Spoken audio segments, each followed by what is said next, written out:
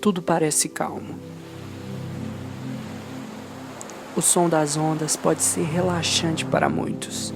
Contemplar o encanto de um pôr do sol e o aroma da maresia pode ser mais do que um exercício de paz, mas um convite a conectar-se com o que nos faz iguais, sermos do mesmo lugar. O lugar de onde vêm todas as pessoas que você conhece, todos aqueles que você não conhece, todos os grandes líderes, todos os grandes gênios, todos os assassinos, todos os inocentemente assassinados. Absolutamente todos.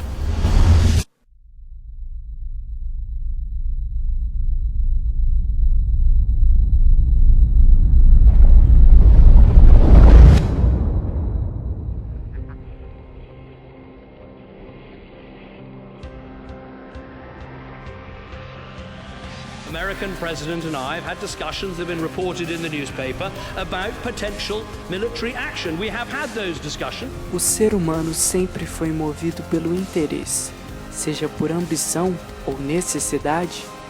Eu e você somos naturalmente egoístas e maus?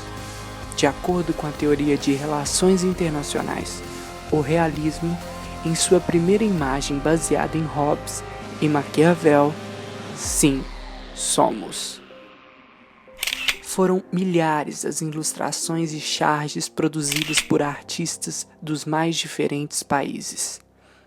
Cada uma delas traz uma crítica à triste história do sírio Aylan Kurd, um menino de 3 anos que sobreviveu às bombas e à guerra, mas não conseguiu vencer o mar e as barreiras geográficas ilegais que separam o Oriente Médio em chamas da Europa.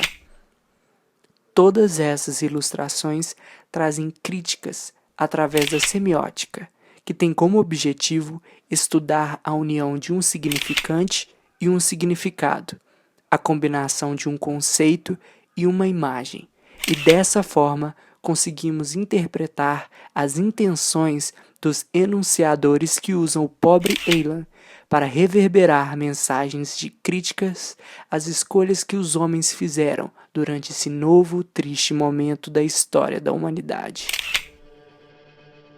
A Europa atualmente vive uma das piores crises migratórias desde a Segunda Guerra Mundial. Ao contexto que se insere, questionamos quem são essas milhões de pessoas que procuram a Europa fugidas de uma devastadora guerra civil? Para essa questão, um coro desencontrado de palavras a responde: refugiados, fugitivos, migrantes, imigrantes, asilados ou invasores.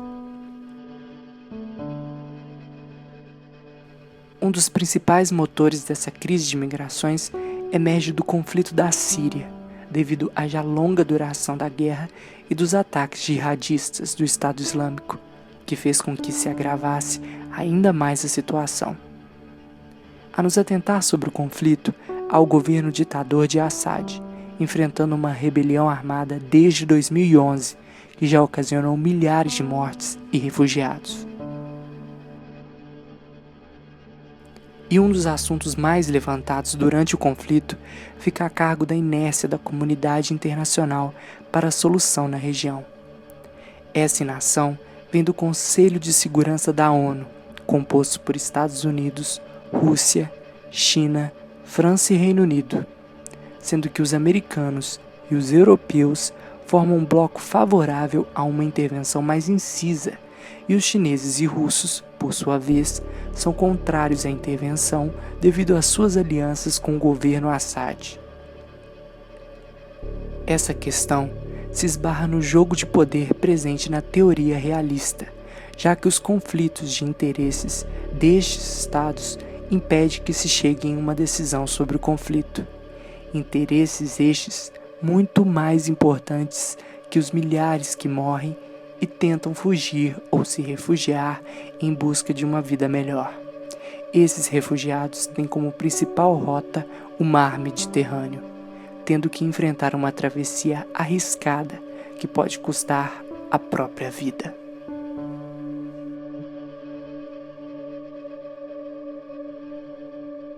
Devido ao grande número de refugiados em direção à Europa, os países receptores tentam gerir de alguma forma esse fluxo.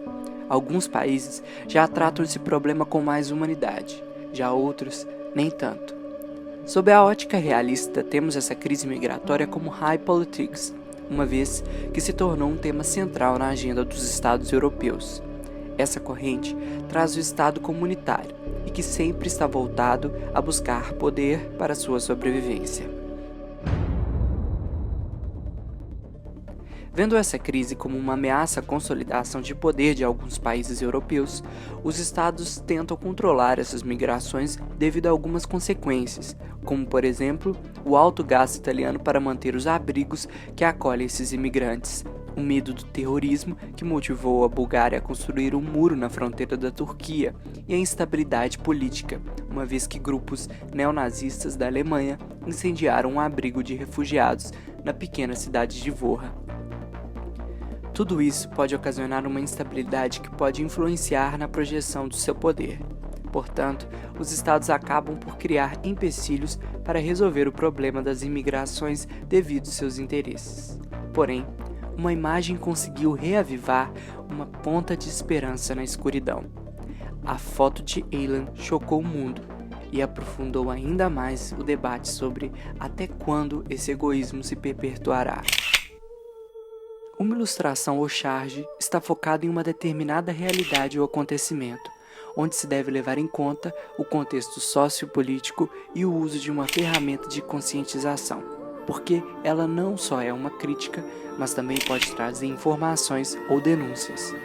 A linguagem não verbal apresentada nas ilustrações trazem elementos infantis ou ingênuos, relacionados a uma realidade cruel e bárbara, já que a visualização de um ser puro como a criança é identificada, causa instantâneo desconforto, choque ou comoção em uma situação e cenário como esse. Existe uma ideia de que nas guerras os homens precisam continuar matando, violentando e torturando, de que na guerra não existe inocente, todos são considerados culpados. Os ilustradores tentam passar a ideia de que as crianças, que nem sabem o que está acontecendo, são as mais cruéis vítimas.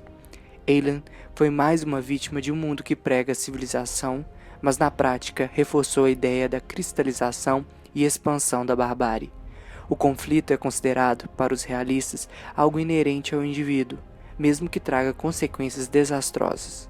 E foi dessas consequências, como a morte do garoto, que veio a mobilização da opinião pública, levando os olhos do mundo a enxergar com mais sensibilidade o drama desses refugiados. As ilustrações tentam nos mostrar um outro lado do ser humano, aquele que os realistas não conseguem enxergar, um lado mais humano, onde os custos da guerra às vezes não valem o seu objetivo final. Aylan se tornou um símbolo dos refugiados e reforçou que todo esse conflito por poder, esse jogo de interesses entre estados e essa negligência da Europa mostraram que a vida se torna um mero fator perto da busca e estabilidade do poder. Cada ilustração possui um significado que pode variar de intensidade para cada indivíduo. Cada uma dessas artes transmitem uma mesma mensagem, de que a humanidade, mesmo com todos os seus avanços, fracassou mais uma vez.